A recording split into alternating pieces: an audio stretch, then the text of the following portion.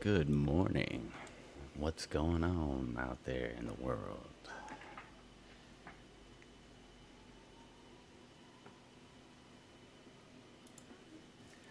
All right. Good morning. What's going on, everybody?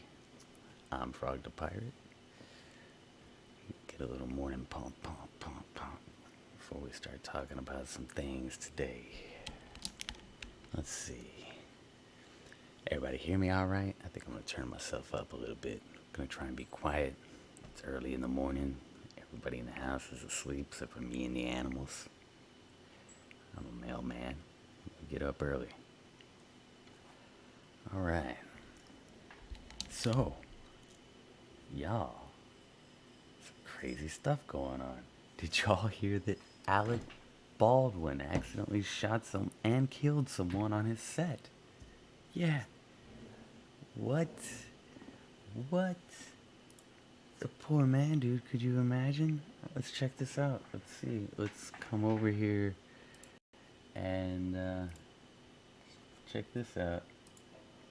It's just, it's a horrifying experience. 77-year-old Joan Sherry was That's driving on a not the dark right Highway one. 17A. It's not the right one. Here we go.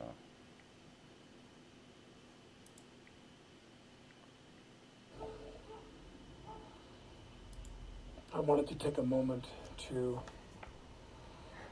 say thank you to all of the people who sent me such kind words and Dude just shot somebody and killed best wishes them and strength on and hope accident and filming a movie. prayers and so forth and thoughts and lots of encouragement and lots of really, really great sentiments from so many people. I got hundreds of emails from friends and family and colleagues and people that some I hadn't heard from in quite a while to send me strength and good wishes and so forth, and I'm very grateful for that. I want to say thank you to everybody. And online, on Instagram, many people commenting and saying very, very supportive things about this difficult situation. I'm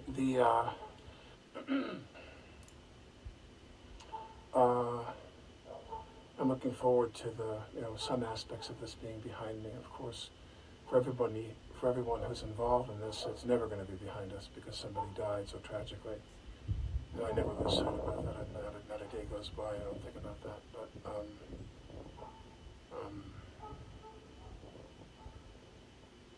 I'm home with my family. All right, let's just stop for a second. Let's put yourself in Alec Baldwin's shoes for a minute. All right. Guy is directing and acting and he's been in this business for years, and he's going in to do a scene just like any other, right? And they use blanks, and so he's used to bam bam and bam, and all of a sudden cinema becomes reality, right? And he loses a peer, and it's his hands that did it, dude. That's gotta be hard, And you could tell he's still in shock. Like, just look at that face right now, dude. That's a total shock, and doesn't even know how to place a word on anything. There's not really even a word that you can. And I just hope that people don't pick apart his words and try and demonize him and everything. Dude, I'll leave him alone, man. It's clear that was an accident, and look at that guy. The only thing I care about, it's just true. All I care about is my wife and my kids, and just moving forward with my life and trying to get through a tough time, a really tough time. But I wanted to say thank you to all the people who sent me good wishes and sent me support. I'm very grateful for that. I feel very awkward going through this. It's been very difficult. And I want to say happy holidays, happy Hanukkah. That's belated, but Merry Christmas and happy Kwanzaa, you name it. Whatever holiday you're celebrating, happy holidays to everybody. All right, so let's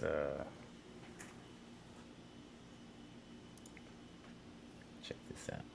May to her last shift before retirement when she collided with the back of a slow-moving farm vehicle. This, Back of a what's slow-moving left over farm of my vehicle. mom's What the heck? vehicle. This isn't Sherry's what it's supposed Nissan to be. obliterated on impact. We need a better site, y'all. They don't even have their links together. All right, so we talked about that. Whatever. At least I know this clip is the right one. I don't know. I was just playing that clip a second ago, and it's not the clip I was playing a second ago with the Alec Baldwin scene. So whatever. Let's move over to the Ukraine. Everybody knows what's going on in Ukraine. Lots of war, lots of fighting. But I came across this today, and this is awesome. A little bittersweet, I should say, actually. Let's check this little clip out. In the rain, at the threshold of what used to be a community center, a cleansing and desperately needed release. The joy, a stark contrast from scenes of a war-ravaged nation. The mini concert, a perk after a long day of labor. More than 3,000 residential buildings were destroyed in the Chernihiv region, which was under partial Russian occupation at the start of the invasion. You don't believe what's going on. You're just like, okay, so this is like just a movie setting that was out here. It's not really real. And then you literally take this, I don't know how you call this, wreck, and you like, okay, so I guess this is not the movie setting. Can you imagine that you build something for the whole life, you collect money for that, you like do a lot of work here, you do your own like corner in this world, and you see. A lot of these volunteers say they felt compelled to do something. They couldn't sit with idle hands, so they were here working on what used to be a two-story house, trying to clear this site for the family who's also here working. Father and son, along with strangers from around the Ukraine, but also Poland and the UK. You can't imagine that there is still so much good left in the world. They believe their home was hit with fiery shrapnel on March 5th. Vlad Filipenko and his pregnant sister and her husband were in the basement when the house was hit and caught Whoa. fire. Now, like many of their neighbors, Look at that rubble. They were in the basement, y'all. Repair Together, a group that organized this dance party cleanup, says so far they've helped 15 families in 3 different Hell yeah. countries. They hope to transition to rebuilding parties. Their That's what's up, volunteers, y'all. Meanwhile, have an outlet for their tensions and fears, even just for a few beats. Sasco Gamansin, Global News, near Chernihiv, Ukraine. All right, that's epic to hear. These guys are going around doing cleanup parties, like literally cleanup parties. That's pretty cool. What a wonderful response. Music is an amazing thing. I believe that sound is the power of all creation. It's just personal. We're not gonna get all deep into that, but yeah, music is definitely healing, and so use music to clean up is pretty cool. Pretty cool, y'all. But all right, that's pretty epic. What else we got here? Stuck here on the Alec Baldwin movie set. All right. Well, that's clearly not Alec Baldwin's movie set, is it, y'all? Put yourself in check. Here we go. See if we can actually get the correct clip this time, yeah? Oh, look at there. Exact same link. Alright. That's what we were doing earlier. As paramedics frantically but unsuccessfully try to save cinematographer Helena Hutchins' life. While laying next to her in agony, director Joel Souza is treated for his gunshot wound. Stunning and somber body camera footage reveals the life and death struggle that unfolded after Alec Baldwin fired the deadly shot. Are you doing okay? No, I'm not, actually. The actor and producer speaking to investigators for the first time. I would have shot with the gun, yeah. I'm happy to stay right here and do everything. Fur babies. My hands are shaking. After a despondent Baldwin recounts some of the shooting, Yeah, as of right now, her status is questionable. crime scene technicians photographed his clothing, documenting evidence while also obtaining this video. It shows Baldwin during rehearsal pulling his revolver. Moments before deputies say he fired the fatal shot. Afterwards, Assistant Director Dave Hall's with Baldwin, trying to figure out how a live round got into the gun. Hours later, Baldwin and the crew were questioned at length by investigators.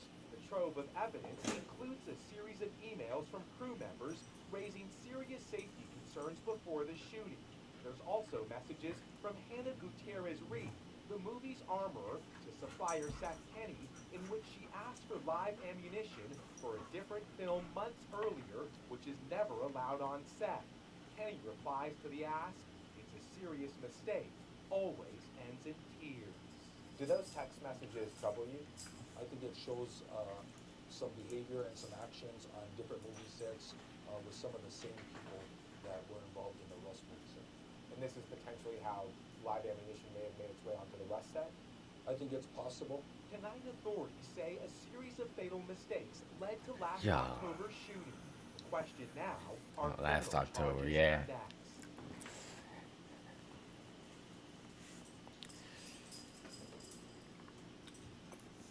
All right. So, that's that insane footage that they threw up there. Not really that insane, but anyhow. So what do y'all think about that? What do you think? I think it's just sad is what it is, honestly. And, you know, I think maybe, let's look at what a theatrical round looks like, huh? Let's see what a theatrical round looks like compared to a live round. Because I know personally, like, I don't really care.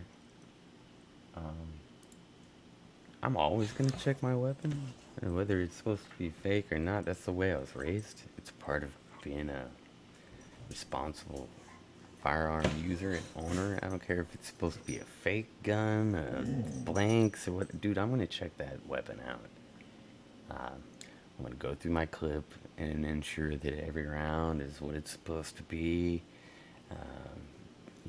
Ensure that any safety mechanisms are working, properly maintained. I mean, that's all part of firearm use, y'all. And when you don't do those things, that, ends in tears. Like, if you're gonna have a firearm, I feel like you damn well should respect it and use it as intended.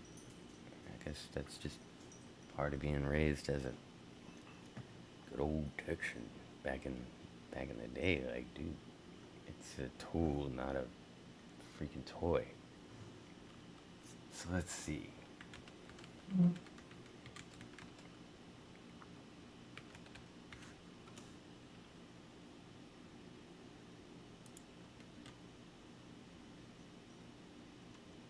Right? Yeah. Yeah, everyone I've seen's been crimped. Right?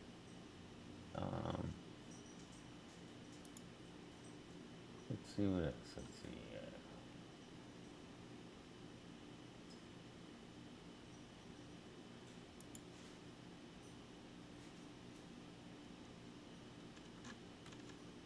Clearly, you guys.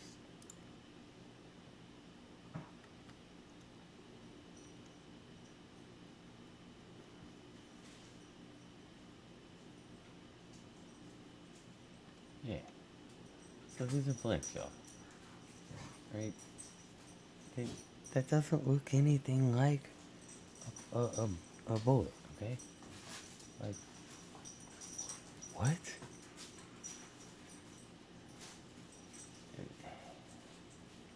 762 by 39. Let's see what a real 762. I know very well what they look like, but just for everybody's sake, okay. That there we go. That's a good example, right? That's a round, right? We can all agree that's what a bullet looks like. It. What? Yeah. No. Can we see the difference here, folks? Okay. So now I'm an actor or fucking Alec Baldwin, whatever. All right, and I'm given the firearm with blanks. This is a real gun. Okay, if it can fire blanks, it's a real gun. You can fire a real bullet. It has everything you need, right? Why didn't Alec check his weapon? Right? And you can argue, oh, he's an actor. Well, okay, well then, whoever put that weapon, why was he not properly instructed on checking his weapon? Right? It's the first thing you do when you're given a firearm. Check your weapon. It's the first thing I do when I pull out my firearm. I check my fucking weapon. Right? So, with just 5 seconds of going, spinning that little spindle. Oh, there's live rounds in here. Not live, people. Okay? It's clear. Theatrical ammo. Right? What was that? Like a 45? Right? Federal 45 ACP. Yeah. Okay. Yeah, that's a 45 ACP round all day, right? It could have been prevented, and that's all I'm saying. Could have been prevented. Brandon Lee, Bruce Lee's kid. Yeah, shot on set. Yep, same thing. Could have been prevented. Could have been prevented, man. All right. What else we got this morning?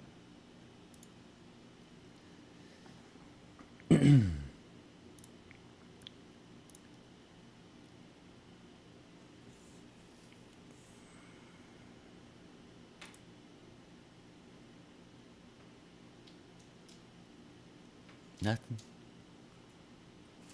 All right. Well.